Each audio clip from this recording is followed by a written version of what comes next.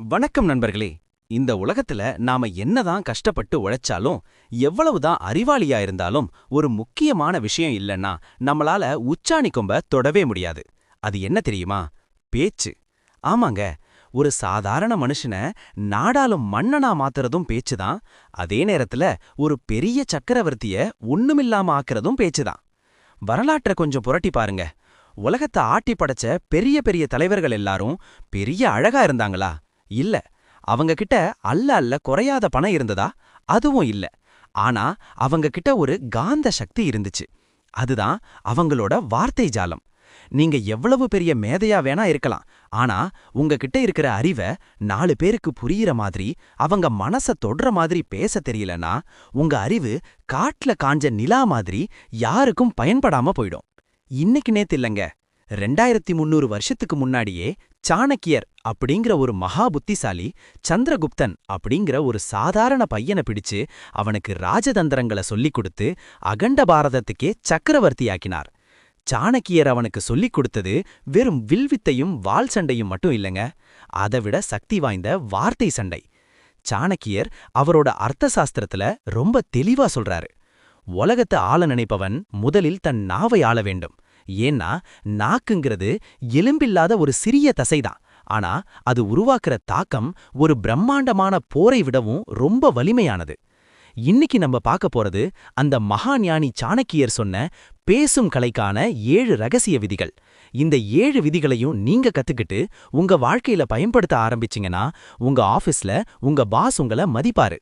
உங்க வீட்ல உங்க வார்த்தைக்கு தனி மரியாதை கிடைக்கும்.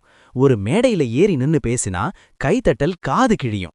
முக்கியமா உங்கள சுத்தி இருக்கிற யார வேணாலும் உங்க வசப்படுத்தலாம். தயாரா இருங்க. இது வெறும் வாசிப்பு இல்ல, உங்களுக்கான மேடை பேச்சு பயிற்சி. வாங்க அப்படியே சாணக்கியரின் ராஜசபைக்குள் நுழைவோம். விதி 1. கேட்பதே பாதி பேச்சு.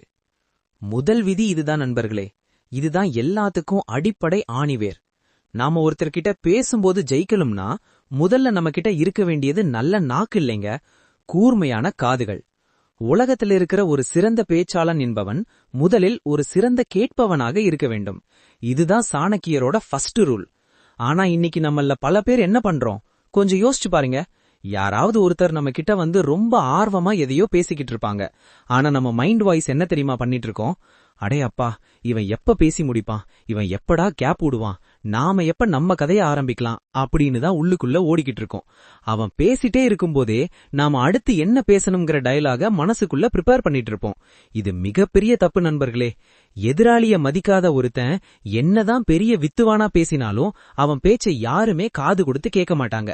சாணக்கியர் அவரோட அர்த்த சாஸ்திரத்துல ரொம்ப ஆழமா ஒரு ரகசியத்தை உடைக்கிறார். எதிராளி என்ன சொல்கிறான் என்பதை கூர்ந்து கவனி. அவன் பேசும் வார்த்தைகளில் இல்லை, அவன் மனதின் ஓட்டத்தில்தான் உண்மை ஒளிந்திருக்கும். அதாவது ஒருத்தன் வாயால பேசுறது எல்லாமே உண்மைன்னு சொல்ல முடியாது. ஆனா அவன் எதை நோக்கி பேசுறான், அவனோட பாடி லாங்குவேஜ் என்ன சொல்லுதுன்னு நீங்க கவனிச்சீங்கன்னா அவனோட உண்மையான எண்ணம் என்ன, அவன் உங்களை ஏமாத்துறாமா இல்ல உண்மையாவே உங்ககிட்ட பேசுறானான்னு அவனோட மன ஓட்டத்தை நீங்க ஈஸியா படிச்சிடலாம். இனிமே நீங்க ஒருத்தர்கிட்ட பேசும்போது இந்த டெக்னிக்கை ஃபாலோ பண்ணுங்க. அவங்க பேச ஆரம்பிக்கும் போது உங்க மொபைல் போனையோ இல்ல வேற எங்கேயோ வேடிக்கை பார்க்காதீங்க. அவங்க கண்ணை நேரா பார்த்து உங்க முழு கவனத்தையும் அவங்க மேல வச்சு கேளுங்க. அவங்க பேசிட்டு இருக்கும்போது நடுவுல எனக்கு தெரியும் அப்படின்னு குறுக்கிடாதீங்க. அப்படி நீங்க முழுமையா அவங்க பேசுறத உள்வாங்கி கேட்கும்போது அவங்க மனசுல ஒரு பயங்கரமான பாசிட்டிவான எண்ணம் வரும். பரவாயில்லையே, இந்த உலகத்துல எல்லாரும் அவங்க கதையை தான் பேசுறாங்க, ஆனா இந்த மனுஷன் நாம சொல்றத இவ்வளவு மதிச்சு கேக்குறாரே அப்படின்னு அவங்களுக்கே ஒரு பெருமை வரும். அந்த நிமிஷமே அவங்க உங்களை நம்ப ஆரம்பிச்சிருவாங்க. நீங்க உங்க வாயை திறந்து ஒரு வார்த்தை கூட பேசாமலேயே மத்தவங்கள உங்க பக்கம் இழுக்கிற முதல் மகா தந்திரம் இதுதான். இன்னொரு முக்கியமான விஷயம், அவங்க பேசி முடிச்சதும் உடனே உங்க கதைய ஆரம்பிக்காதீங்க. அவங்க சொன்னதுல இருந்து ஏதாவது ஒரு சின்ன பாயிண்டை எடுத்து உங்க பேச்ச ஆரம்பிங்க. சார், நீங்க இப்ப சொன்னீங்க பாத்தீங்களா, அந்த பாயிண்ட் ரொம்ப சூப்பரான பாயிண்ட், அதுல எனக்கு ஒரு சின்ன ஐடியா அப்படின்னு ஆரம்பிச்சு பாருங்க. அப்ப அவங்களுக்கு எப்படி இருக்கும் தெரியுமா? அடடா, நாம சொன்னதை இவர் சும்மா கேட்கல, அப்படியே மைண்ட்ல ஏட்டி வச்சிருக்காரு அப்படின்னு நினைப்பாங்க. அதுக்கப்புறம் நீங்க என்ன சொன்னாலும் அது அவங்க வேதவாக்கா கேட்பாங்க. உங்களை அவங்களுக்கு ரொம்ப பிடிச்சு போகும். இனிமே பேசும்போது அவசரப்படாதீங்க, நல்லா கவனிங்க. மௌனமா கேட்கறதுல இருக்கிற பவர் வேற எதுலயும் இல்ல. சாணக்கிய சூத்திரம்: வாய மூடுங்க, காத திறங்க. எதிராளியின் மனச படிங்க, அப்புறம் உங்க வார்த்தைய விடுங்க. விதி 2, இனிமை எனும் ஆயுதம். இரண்டாவது விதி, இது நம்ம வாழ்க்கையில ரொம்ப ரொம்ப முக்கியமான ஒரு பாடம் நண்பர்களே. அதுதான் இனிமை. நம்ம ஊர்ல சில பேர் சுத்திட்டு இருப்பாங்க. அவங்க கிட்ட போய் ஏன் இப்படி மத்தவங்க மனசு கஷ்டப்படுற மாதிரி பேசுற அப்படின்னு கேட்டா அவங்க ரொம்ப பெருமையா ஒரு டயலாக் விடுவாங்க. நான் எப்பவுமே உண்மையத்தான் பேசுவேன், யாருக்கும் பயப்பட மாட்டேன், மூஞ்சில அடிச்ச மாதிரி வெட்டு 1 துண்டு 2ன்னு தான் பேசுவேன் அப்படின்னு காலரை தூக்கி விட்டுக்குவாங்க. ஆனா சாணக்கியர் என்ன சொல்றாரு தெரியுமா? சத்தியம் பேசுவது தர்மம்தான், ஆனால் கசப்பான சத்தியத்தை கூட இனிமையாக பேசுவதுதான் உண்மையான ராஜதந்திரம். நாம நேர்மையா இருக்கோங்கிறதுக்காக மத்தவங்க மனச காயப்படுத்த நமக்கு எந்த உரிமையும் இல்ல. சாணக்கியர் அதுக்கு ஒரு செம்ம உதாரணம் சொல்றாரு பாருங்க. ஒரு அடர்ந்த காட்டுக்குள்ள தச்சரிகள் போறாங்க. அவங்க அங்க இருக்கிற மரங்கள்ல எதை முதல்ல வெட்டுவாங்க? நல்ல ஹைட்டா ஸ்ட்ரெயிட்டா நேரா நிக்குது பாத்தீங்களா, அந்த மரங்களைத்தான் முதல்ல குறி வச்சு வெட்டுவாங்க. ஆனா கொஞ்சம் வளைஞ்சு நெளிஞ்சு கோணலா இருக்கிற மரங்களை இத வச்சு என்ன பண்றதுன்னு அப்படியே விட்டுட்டு போயிருவாங்க. அந்த மரங்கள் தப்பிச்சுக்கும். அதே போலத்தான் நண்பர்களே, நம்ம வாழ்க்கையிலையும் அழகுக்கு மீறிய நேர்மையும் முரட்டுத்தனமான பேச்சும் நமக்கு நண்பர்களை உருவாக்கி தராது. மாறாக தேவையில்லாத பகையையும் எதிரிகளையும் மட்டும்தான் அதிகமா உருவாக்கும். சரி, அப்போ சாணக்கியர் நம்மள பொய் சொல்றாரா? நிச்சயமா இல்ல. அவர் சொல்றது கசப்பான உண்மைகளை சொல்லும்போது கூட அதுல கொஞ்சம் சர்க்கரை தடவி சொல்லுங்கன்னு சொல்றாரு. இப்போ நம்ம வீட்ல இருக்கிற குழந்தைங்களுக்கு உடம்பு முடியலனா கசப்பான மருந்து கொடுப்போம். அந்த மருந்தை அப்படியே கொடுத்தா குழந்தைங்க குடிக்குமா? கையில இருக்கிற கப்பை தட்டி விட்டுட்டு அழுந்து ஆர்ப்பாட்டம் பண்ணும். ஆனா அதே கசப்பு மருந்துல கொஞ்சம் தேனையோ இல்ல சர்க்கரையோ கலந்து கொடுத்தா சமத்தா குடிச்சிட்டு போயிட்டே இருக்கும். மருந்தோட வேலையும் நடக்கும், குழந்தையோட மனசும் வலிக்காது. அதே மாதிரிதான் உண்மைகளும். இப்போ உங்க ஆபீஸ்ல உங்க ஜூனியர் ஒருத்தன் தப்பு பண்ணிட்டான். அவன்கிட்ட போய் எல்லாரும் முன்னாடியும் நீ செஞ்சது தப்புடா முட்டாள், உனக்கெல்லாம் அறிவே இல்லையா அப்படின்னு கத்துறதுக்கும், அவனை தனியா கூப்பிட்டு தம்பி நீ இந்த வேலையில ரொம்ப நல்ல எஃபர்ட் போட்டிருக்க, முயற்சி பண்ணிருக்க, ஆனா இந்த சின்ன இடத்துல இப்படி செஞ்சிருந்தா இன்னும் ரிசல்ட் பிரமாதமா இருந்திருக்கும்ல அப்படின்னு சொல்றதுக்கும் எவ்வளவு வித்தியாசம் இருக்கு பாத்தீங்களா? ரெண்டுமே ஒரே விஷயம்தான். அவன் தப்பு பண்ணிட்டாங்கிறத அவனுக்கு புரிய வைக்கிறது தான். ஆனா நீங்க சொல்ற விதம் வேற. முதல் விதத்துல நீங்க மூஞ்சில அடிச்ச மாதிரி பேசும்போது அவன் உங்க எதிரியா மாறுவான், உங்ககிட்ட இருந்து எப்ப தப்பிக்கலான்னு பாப்பான். ஆனா இரண்டாவது விதத்துல நீங்க பக்குவமா சொல்லும்போது அவனுக்கு உங்க மேல ஒரு தனி மரியாதையும் விசுவாசமும் வரும். அவன் உங்க லைஃப் டைம் விசிறியா மாறுவான். உங்க நாக்குல விஷம் வேணாம் நண்பர்களே, தேன் இருக்கட்டும். அதுக்காக நான் உங்களை ஐஸ் வைக்கவோ பொய் சொல்லி மத்தவங்களை ஏமாத்தவோ சொல்லல. சொல்ல வர்ற கருத்து 100% உண்மையா இருக்கட்டும். ஆனா அதை எதிராளி ஏத்துக்கிற மாதிரி பக்குவமா சொல்ல பழகுங்க. அதுதான் இந்த உலகத்தை ஆள்றதுக்கான உண்மையான சாணக்கிய தந்திரம்.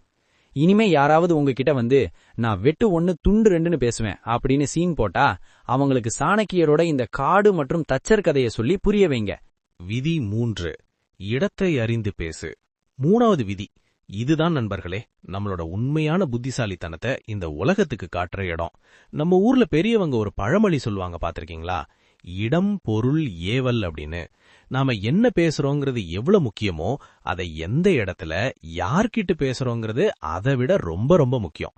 சாணக்கியர் அவரோட அர்த்த சாஸ்திரத்துல ரொம்ப கச்சிதமா ஒரு வரியில சொல்றாரு, அறிவாளிகள் சபையில் அறிவாக பேசு, மூடர்கள் சபையில் மௌனமாக இரு. இதுக்கு என்ன அர்த்தம் தெரியுமா? எல்லா இடத்துலயும் நாம ஒரே மாதிரி சீன் போடக்கூடாது, ஒரே மாதிரி நம்ம கெத்த காட்டக்கூடாது. இப்ப நாம ஒரு கல்யாண வீட்டுக்கு போறோம்னு வச்சுப்போம். அங்க எல்லாரும் பட்டு புடவை பட்டு வேஷ்டி கட்டிட்டு ரொம்ப சந்தோஷமா சிரிச்சு பேசிட்டு இருப்பாங்க. அந்த இடத்துல போய் நீங்க உட்கார்ந்து அடடா நேத்து நியூஸ்ல பாத்தீங்களா, அந்த ஆக்சிடென்ட்ல எத்தனை பேர் செத்துட்டாங்க தெரியுமா, இந்த உலகம் ரொம்ப மோசமாயிட்டு இருக்கு அப்படின்னு சோக கதையை பேசிட்டு இருந்தா அங்க இருக்கிறவங்க உங்களை எப்படி பாப்பாங்க? யாரா இவன் சுபகாரியத்துல வந்து இப்படி அவசகுணமா பேசிட்டு இருக்கான் அப்படின்னு உங்களை திட்டுவாங்க. அதே மாதிரி கடவுள் புண்ணியத்துல யாருக்கும் அப்படி நடக்கக்கூடாது. ஆனா ஒரு துக்க வீட்டுக்கு போறீங்கன்னு வச்சுப்போம். அங்க எல்லாரும் ரொம்ப சோகமா அழுதுட்டு இருப்பாங்க. அங்க போயிட்டு நீங்க மொபைல் போன்ல வந்த ஒரு மொக்க வாட்ஸ்அப் ஜோக்க மத்தவங்க கிட்ட சொல்லி விழுந்து விழுந்து சிரிச்சு ஆர்ப்பாட்டம் பண்ணீங்கன்னா உங்களை விட ஒரு கேவலமான மனுஷன் அந்த உலகத்திலே இருக்க முடியாது. உங்களை அடிச்சு துரத்தாததுதான் மிச்சம். இன்னொரு உதாரணம் சொல்றேன். உங்க ஆபீஸ்ல உங்க பாஸ் கிட்ட பேசும்போது நீங்க எவ்வளவு பணிவாவும் மரியாதையாவும் ரொம்ப ப்ரொஃபஷனலாவும் பேசணும். ஆனா அதே பணிவும் பயமும் உங்க கூட இருக்கிற க்ளோஸ் ஃப்ரெண்ட்ஸ் கிட்ட பேசும்போது இருக்கக்கூடாது. நண்பன் கிட்ட பேசும்போது நம்ம ஜாலியா ஏன்னா மச்சான் எப்படி இருக்க அப்படின்னு உரிமையோட பேசுறதுல தான் கெத்து இருக்கு. பாஸ் கிட்ட நண்பன் மாதிரி பேசினாலும் தப்பு, நண்பன் கிட்ட பாஸ் மாதிரி பேசினாலும் தப்பு. நம்மள பல பேர் மத்தவங்க முன்னாடி போயிட்டு பல்பு வாங்குறதுக்கு முக்கிய காரணமே இதுதான் நண்பர்களே. சம்பந்தமே இல்லாத இடத்துல சம்பந்தமே இல்லாத நேரத்துல ஆப்போசிட்ல இருக்கிறவனோட மூடு என்னன்னே தெரியாம எதையாவது உளறி வச்சிடுறது, அப்புறம் மத்தவங்க நம்மள மதிக்கலையேன்னு வருத்தப்படுறது. இனிமே நீங்க எந்த ஒரு இடத்துலயும் பேச ஆரம்பிக்கிறதுக்கு முன்னாடி உங்க மனசுக்குள்ளேயே ஒரு செகண்ட் யோசிச்சு இந்த 3 கேள்விகளை கேட்டுக்கோங்க. இது பேச வேண்டிய கரெக்டான இடமா? இது நாம பேச வேண்டிய சரியான நேரமா? நாம சொல்ல வர்ற விஷயத்த எதிராளி கேட்கிற மனநிலையில இப்போ இருக்கானா? இந்த 3 கேள்விக்கும் உங்க மனசாட்சி ஆம் கண்டிப்பா பேசலாம் அப்படின்னு கிரீன் சிக்னல் கொடுத்தா மட்டும் உங்க வாயை தரங்க. இல்லனா ஒண்ணுமே பேசாம அமைதியா அங்க நடக்கிறத மட்டும் வேடிக்கை பார்த்துட்டு இருங்க. அதுதான் உங்களுக்கும் உங்க கௌரவத்துக்கும் கெத்து. நண்பர்களே, தகுதியற்ற இடத்துல நீங்க பேசுற எவ்வளவு தகுதியான பேச்சு கூட குப்பைக்கு தான் போகும். ஒரு விலை உயர்ந்த வைரத்தை கொண்டு போய் ஒரு வைரம் வியாபாரி கிட்ட காட்டுங்க, அவன் அதோட மதிப்பை தெரிஞ்சு கோடி ரூபாய் கொடுப்பான். ஆனா அதே வைரத்தை கொண்டு போய் ஒரு பழைய இரும்பு கடைக்காரங்கிட்ட காட்டினீங்கன்னா, இது ஏதோ ஒரு கலர் கல்லுப்பா, ஒரு 10 ரூபா வேணா தரேன் அப்படின்னு தான் சொல்லுவான். அது வைரத்தோட தப்பு இல்ல, நாம காட்டின இடத்தோட தப்பு. அதனால இடத்தை எறிந்து பேசுங்க, உங்க மதிப்பு என்னைக்குமே குறையாது. விதி 4, சுருக்கமாக பேசு. 4வது விதி இது ரொம்ப ரொம்ப பவர்ஃபுல்லானது நண்பர்களே. அதுதான் குறைவாக பேசு. அதாவது கம்மியா பேசி உங்க பவரை காட்டுறது. உலகத்துல இருக்கிற ஒரு மிகச்சிறந்த ராஜதந்திரம் என்ன தெரியுமா? அதிகமா பேசுறவன் எப்பவுமே எங்கேயாவது ஒரு இடத்துல எதையாவது உளறி கொட்டி மாட்டிக்கிட்டு முழிப்பான். இது சாணக்கியரோட ஒரு மிக முக்கியமான கோல்டன் ரூல். நம்ம வாழ்க்கையில வார்த்தைகளை எப்பவுமே அளந்து பேசணும் நண்பர்களே. இப்போ நாம கடைக்கு போய் தங்கம் வாங்குறோம்னு வச்சுப்போம். அந்த தங்கத்தை நாம எப்படி வாங்குவோம்? கிலோ கணக்குலயா அள்ளிட்டு வருவோம்? இல்ல, கிராம் கணக்குல மில்லிகிராம் கணக்குல அந்த தராசுல வச்சு ரொம்ப கவனமா அளந்து வாங்குவோம். ஏன்னா தங்கம் ரொம்ப விலை உயர்ந்த ஒரு பொருள். அதே மாதிரிதான் நண்பர்களே, உங்க வாயில இருந்து வர்ற ஒவ்வொரு வார்த்தையும் நீங்க பேசுற மத்தவங்களுக்கு ஒரு விலையுயர்ந்த தங்கம் மாதிரி இருக்கணும். அதை நீங்க அள்ளி அள்ளி வீசுனீங்கன்னா அதுக்கு இருக்கிற மதிப்பு போயிடும். நாம மணிக்கணக்கா மொக்க போடுறத விட நச்சுன்னு 4 வார்த்தை பேசினா அது எதிராளியோட மனசுல ஆழமா பதியும். சாணக்கியர் அவரோட அர்த்த சாஸ்திரத்துல ரொம்ப ஸ்ட்ரிக்டா ஒரு விஷயத்த சொல்றாரு. மூடர்கள் தான் அதிகம் பேசுவார்கள், ஆனா அறிவாளிகள் மௌனத்தை ஒரு மிகச்சிறந்த ஆயுதமாக பயன்படுத்துவார்கள். நீங்க பேசிக்கிட்டே இருந்தீங்கன்னா உங்ககிட்ட இருக்கிற எல்லா ரகசியமும் உங்க பலவீனமும் வெளியே வந்துடும். ஆனா நீங்க அமைதியா இருக்கும்போது ஆப்போசிட்ல இருக்கிறவனுக்கு ஒரு பயம் வரும். இவன் என்ன யோசிக்கிறான், இவன் மனசுக்குள்ள என்ன ஓடுதுன்னு அவனுக்கு ஒண்ணுமே புரியாம அவன் மண்டை காய ஆரம்பிக்கும். அதுதான் மௌனத்தோட பவர். தேவைக்கு அதிகமா ஒரு வார்த்தை கூட பேசாதீங்க நண்பர்களே. நீங்க பேசுற ஒவ்வொரு வார்த்தையும் ஒரு துப்பாக்கி குண்டு மாதிரி வெயிட்டா இருக்கணும். துப்பாக்கியில இருக்கிற எல்லா குண்டுகளையும் நாம சும்மா வேஸ்ட் பண்ண மாட்டோம்ல, குறி பார்த்து சுடுவோம். அதே மாதிரிதான் வார்த்தைகளும். வளவளன்னு பேசிக்கிட்டே இருக்கிறவங்கள யாருக்குமே பிடிக்காது. நம்ம ஆபீஸ்லயோ இல்ல ஃப்ரெண்ட்ஸ் கேங்லயோ யாராவது ஒருத்தன் அப்படி இருப்பான். அவன் பேச ஆரம்பிச்சாலே எல்லாரும் மெதுவா மொபைல் போனை எடுக்க ஆரம்பிப்பாங்க, இல்லன்னா எப்படா இவன் பேச்ச முடிப்பான் அப்படின்னு கடிகாரத்தை பாப்பாங்க. ஆனா ரொம்ப கம்மியா பேசுறவங்க, சும்மா அமைதியா இருக்கிறவங்க எப்பவாவது ஒரு தடவை வாயை திறக்கும் போது அங்க இருக்கிற மொத்த சபையே நிமிர்ந்து உட்காரும். எல்லாரோட கவனமும் அவன் மேல திரும்பும். அடடா, இவ்வளவு நேரம் பேசாம இருந்தாரே, இப்போ இவர் என்னதான் சொல்ல போறாருன்னு எல்லாரும் ஆர்வமா காது கொடுத்து கேட்பாங்க. உங்க பேச்சுக்கு மதிப்பு வேணும்னா உங்க வார்த்தைகளை ரொம்ப சிக்கனமா செலவு பண்ணுங்க. நிறைய பேர் நினைச்சிட்டு இருக்காங்க அதிகமா பேசினாதான் நாம பெரிய அறிவாளின்னு மத்தவங்க நம்புவாங்கன்னு. ஆனா உண்மை அது இல்ல நண்பர்களே. கம்மியா பேசி நச்சுன்னு பேசுறவன் தான் உண்மையான சாணக்கியன். இனிமே நீங்க 4 பேர் இருக்கிற இடத்துக்கு போறீங்கன்னா முதல்ல எல்லாரும் என்ன பேசுறாங்கன்னு கவனிங்க. கடைசியா உங்க பாயிண்ட ஒரே ஒரு வரியில ஆனா வெயிட்டா நச்சுன்னு சொல்லிட்டு வந்துட்டே இருங்க. அப்புறம் பாருங்க உங்களுக்கான மதிப்பு எப்படி ஏறுதுன்னு. விதி 5, ரகசியம் காத்தல். 5வது விதி இதுதான் நண்பர்களே. இந்த உலகத்துல நீங்க நிம்மதியா வாழவும் ஜெயிக்கவும் தேவையான உங்களுக்கான மிகப்பெரிய பாதுகாப்பு கவசம் அதுதான் ரகசியம். நம்மில் பல பேர் நினைச்சிட்டு இருக்கோம் நல்லா சரளமா மடை திறந்த வெள்ளம் மாதிரி பேசுறது மட்டும்தான் பேசுற கலை அப்படின்னு. ஆனா சாணக்கியர் சொல்றாரு, எதை பேசணும்னு தெரிஞ்சு வச்சிருக்கிறது எவ்வளவு முக்கியமோ அதை விட எதை பேசக்கூடாது, எந்த விஷயத்த மூடி மறைக்கணும்னு தெரிஞ்சு வச்சிருக்கிறது தான் உலக மகா கலை. நம்மள பல பேர் என்ன பண்றோம், ஒரு சின்ன சந்தோஷமோ இல்ல ஒருத்தர் நம்ம கிட்ட வந்து ரொம்ப பாசமா பேசுற மாதிரி நடிச்சாலோ போதும், உடனே ஒரு ஆர்வ கோளாறுல நம்ம கிட்ட இருக்கிற எல்லா விஷயத்தையும் அவங்க கிட்ட கொட்டிடுவோம். மச்சான், என் சம்பளம் எவ்வளவு தெரியுமா, எங்க வீட்ல என்னென்ன சொத்து பிரச்சனை ஓடிட்டு இருக்கு தெரியுமா, என்னோட அடுத்த பிளான் என்ன, நான் அடுத்து என்ன பிசினஸ் பண்ண போறேன்னு யாருக்கும் தெரியாது, உன்கிட்ட மட்டும் சொல்றேன் அப்படின்னு எல்லாத்தையும் அப்படியே வாந்தி எடுத்துடுவோம். சாணக்கியர் இதுக்குத்தான் ரொம்ப ஸ்ட்ரிக்டா பயங்கரமா நம்மளை எச்சரிக்கிறார். உன் ரகசியம் உன் தொண்டை குழி வரைக்கும் தான் பத்திரமா இருக்கணும். அது பற்களை தாண்டி வெளியே வந்துட்டா அது உனக்கு யமன். அதாவது உங்க மனசுக்குள்ள இருக்கிற வரைக்கும் தான் அந்த ரகசியம் உங்களுக்கு அடிமை. அது உங்க வாயை தாண்டி வெளியே வந்துட்டா நீங்க அந்த ரகசியத்துக்கு அடிமையாயிடுவீங்க. அதுக்கப்புறம் அவன் எப்போ அதை வெளியே சொல்லுவானோன்னு நீங்க பயந்து பயந்து சாகணும். இன்னொரு முக்கியமான உண்மை என்ன தெரியுமா நண்பர்களே, உங்க பலவீனத்தை யார்கிட்டையும் என்னைக்குமே சொல்லாதீங்க. எனக்கு இந்த விஷயத்துல பயம் ஜாஸ்தி, என் வீட்ல இருக்கிறவங்க தான் என்னோட வீக்னஸ் அப்படின்னு நீங்க சொல்ற விஷயம் இருக்கு பாத்தீங்களா, அதத்தான் எதிராளி கரெக்டா நோட் பண்ணி வைப்பான். அது மட்டும் இல்லாம உங்க வருங்கால லட்சிய திட்டங்களை யார்கிட்டையும் முன்கூட்டியே சொல்லாதீங்க. ஏன்னா இன்னைக்கு உங்க தோள்ல கை போட்டுட்டு சிரிச்சு பேசுற நண்பனா இருக்கிறவன் நாளைக்கு சூழ்நிலை மாறும்போது உங்களுக்கு பெரிய எதிரியா மாறலாம். அன்னைக்கு நீங்க ரொம்ப நம்பிக்கையோட சொன்ன ரகசியம்தான் உங்களுக்கு எதிரான ஒரு ஆபத்தான ஆயுதமா அவன் கையில் மாறும், உங்க முதுகிலேயே குத்துவான். ஒரு சிறந்த பேச்சாளன், ஒரு சாமர்த்தியசாலி தன்னை ஒரு திறந்த புத்தகமா ஓபன் புக்கா யார்கிட்டையும் என்னைக்குமே காட்டிக்க மாட்டான். அவன்கிட்ட எப்பவுமே ஒரு சின்ன மர்மம் இருக்கணும், ஒரு புதிரான தன்மை இருக்கணும். இவன் அடுத்து என்ன பண்ண போறான்னு யாருக்கும் தெரியாதுப்பா அப்படின்னு மத்தவங்க உங்களை பார்த்து யோசிக்கணும். அதுதான் உங்களுக்கான ஒரு கெத்து. சாணக்கியர் ரொம்ப அழகா சொல்றாரு, ஒரு ஆமை இருக்கு பாத்தீங்களா, அது ஆபத்து வரும்போது அதோட கை கால்களை ஓட்டுக்குள்ள எப்படி இழுத்து மூடிக்குமோ அதே மாதிரி ஒரு புத்திசாலித்தனமான பேச்சாளன் அவனோட ரகசியங்களை மனசுக்குள்ளேயே பூட்டி வச்சுக்கணும். எதை சொல்லணுமோ அதை மட்டும் சொல்லுங்க, எதை மறைக்கணுமோ அதை ரொம்ப சாமர்த்தியமா உங்க மனசுக்குள்ளேயே பூட்டி வைங்க. அதுக்காக நீங்க எல்லாரையும் சந்தேகப்படணும்னு நான் சொல்லல, ஆனா உங்க வாழ்க்கையோட முக்கியமான முடிவுகளையும் ரகசியங்களையும் மத்தவங்க கிட்ட ஷேர் பண்ணி அவங்க கிட்ட உங்க ரிமோட் கண்ட்ரோல கொடுத்துடாதீங்க. அதுதான் சாணக்கியரோட உண்மையான ராஜதந்திரம்.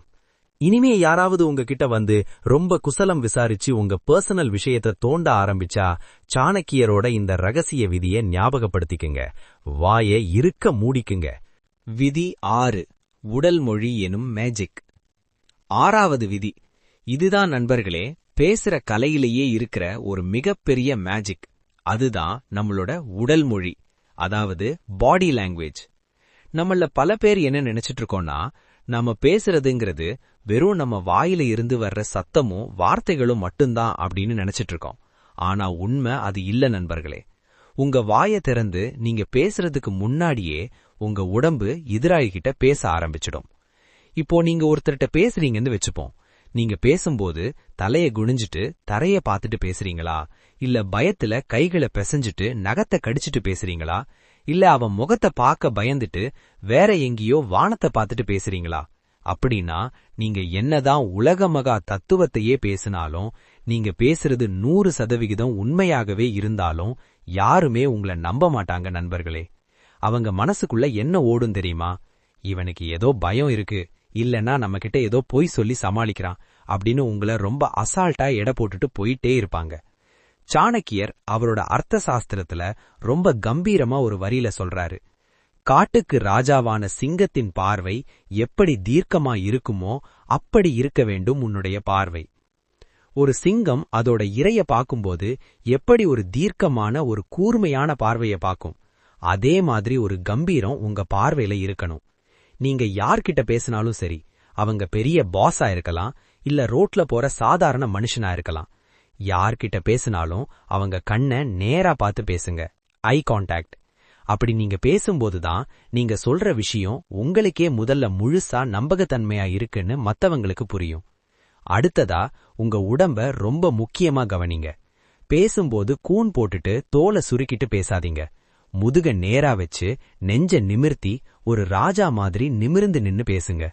உங்க கைகளை சும்மா பாக்கெட்டுக்குள்ளேயோ இல்ல பின்னாடியோ கட்டி வைக்காம நீங்க சொல்ல வர்ற பாயிண்ட்டுக்கு ஏத்த மாதிரி கைகளை திறந்து சைகை காட்டி பேசுங்க. அது உங்க பேச்சோட எஃபெக்ட பல மடங்கு அதிகமாக்கும். எல்லாத்தையும் விட ரொம்ப முக்கியமான ஒரு ரகசியம் சொல்றேன், உங்க முகத்துல எப்பவுமே ஒரு சின்ன லேசான புன்னகை இருக்கட்டும். அதுக்காக இழிச்சிட்டே இருக்கணும்னு நான் சொல்லல.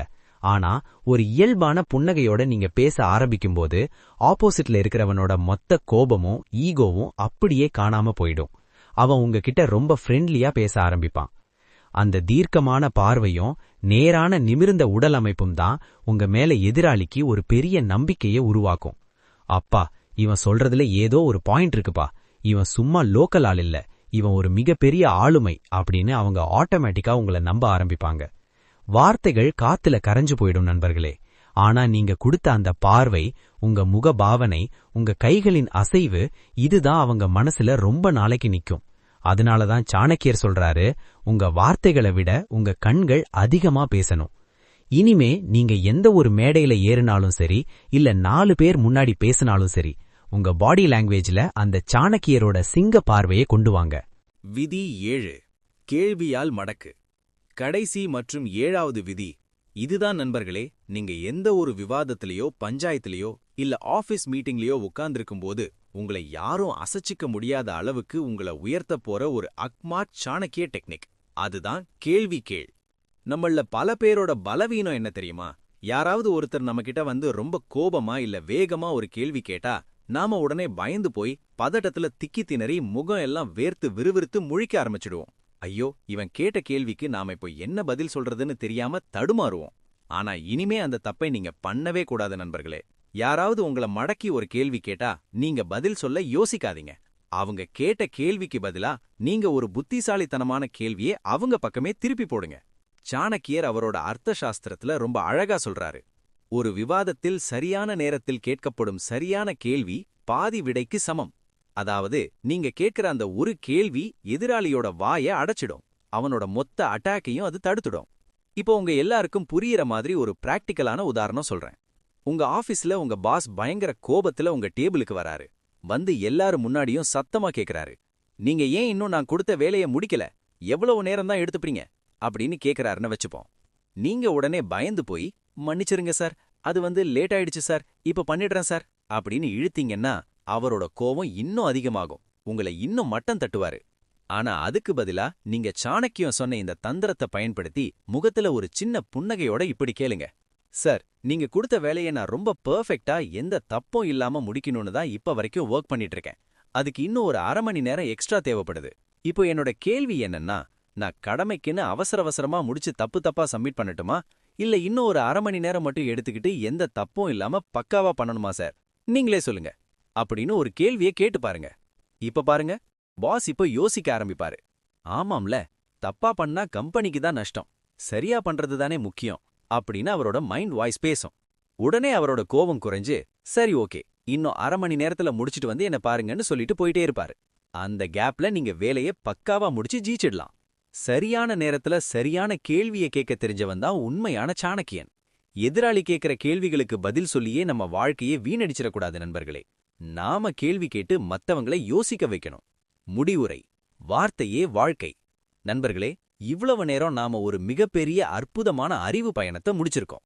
பேச்சுங்கிறது சும்மா ஏதோ வாய்க்கு வந்ததை பேசிட்டு போற சாதாரண விஷயம் இல்ல. அது ஒரு தவம், அது ஒரு கலை. இந்த உலகத்துல எத்தனையோ பேர் அவங்க கிட்ட இருக்கிற திறமையால மேல வராம, பேச தெரியாத ஒரே காரணத்துக்காக இன்னும் கீழேயே இருக்காங்க. ஆனா சுமாரான திறமை இருந்தும் செம்மையா பேச தெரிஞ்சவங்க இன்னைக்கு உலகத்தையே ஆட்டி படைச்சுக்கிட்டு இருக்காங்க. சாணக்கியர் 230 வருஷத்துக்கு முன்னாடி சந்திரகுப்தனுக்கு சொல்லிக் கொடுத்த இந்த 7 விதிகளையும் எப்பவுமே உங்க மனசுல ஆழமா ஒரு கல்வெட்டு மாதிரி பதிச்சு வச்சுக்கோங்க. காது கொடுத்து கேளுங்கள், மத்தவங்க பேசுறத முழுசா கவனிங்க, இனிமையாக பேசுங்கள், கசப்பான உண்மைகளையும் தேன் கலந்து சொல்லுங்க, இடமறிந்து பேசுங்கள், எந்த இடத்துல எதை பேசணும்னு விவேகத்தோட இருங்க, சுருக்கமாக பேசுங்கள், வார்த்தைகளை தங்கத்தை விட அதிகமா சிக்கனமா செலவு பண்ணுங்க, ரகசியம் காத்து பேசுங்கள், உங்க பலவீனத்தையும் திட்டங்களையும் தொண்டை குழிக்குள்ளேயே பூட்டி வைங்க, கண் பார்த்து பேசுங்கள், உங்க சிங்க பார்வையாலையும் உடல் மொழியாலையும் மத்தவங்கள மிரள வைங்க, கேள்வி கேட்டு பேசுங்கள், உங்கள மடக்க நினைப்பவர்களை உங்க கேள்விகளாலேயே மடக்குங்க. இந்த 7 விதிகளையும் நீங்க கேட்டுட்டு அப்படியே போயிடக்கூடாது. இத உங்க டெய்லி லைஃப்ல, உங்க ஃப்ரெண்ட்ஸ் கிட்ட, உங்க ஆபீஸ்ல, உங்க வீட்ல கொஞ்சம் கொஞ்சமா பயிற்சி செஞ்சு பாருங்க. உங்க பேச்சுல ஒரு பெரிய மேஜிக் நடக்கிறத நீங்களே பார்ப்பீங்க. உங்கள சுத்தி இருக்கிறவங்க மத்தியில உங்களுக்கான மதிப்பு சுமார் ராக்கெட் மாதிரி எகுரும். அப்புறம் யாருமே உங்கள ரொம்ப சாதாரணமா எடை போடவே மாட்டாங்க. சாணக்கியர் சொன்ன அந்த ஒரு வரியை எப்பவுமே ஞாபகம் வச்சுக்கோங்க. உங்க நாக்கு உங்க கட்டுப்பாட்டுல இருந்தா இந்த உலகமே உங்க கட்டுப்பாட்டுல இருக்கும். வாங்க நண்பர்களே, சாணக்கியர் காட்டிய வழியில நாமளும் நடப்போம். நம்மளோட அன்பான புத்திசாலித்தனமான வார்த்தைகளால இந்த உலகத்தையே வெல்வோம். இந்த உரை உங்களுக்குள்ள ஒரு சின்ன மாற்றத்தையாவது விதைச்சிருக்கும்னு நான் நம்புறேன். உங்களை நீங்களே மோட்டிவேட் பண்ணிக்க கீழே இருக்கிற கமெண்ட் பாக்ஸ்ல போயிட்டு ஐ am a மாஸ்டர் ஸ்பீக்கர் அப்படின்னு டைப் பண்ணுங்க. உங்க மனசுக்குள்ளேயும் அதை ஆழமா சொல்லிக்கோங்க. மீண்டும் ஒரு அற்புதமான பவர்ஃபுல் வீடியோல உங்களை வந்து சந்திக்கிறேன். உங்களிடமிருந்து விடைபெறுவது உங்கள் அன்பு நண்பன். நன்றி, வணக்கம்.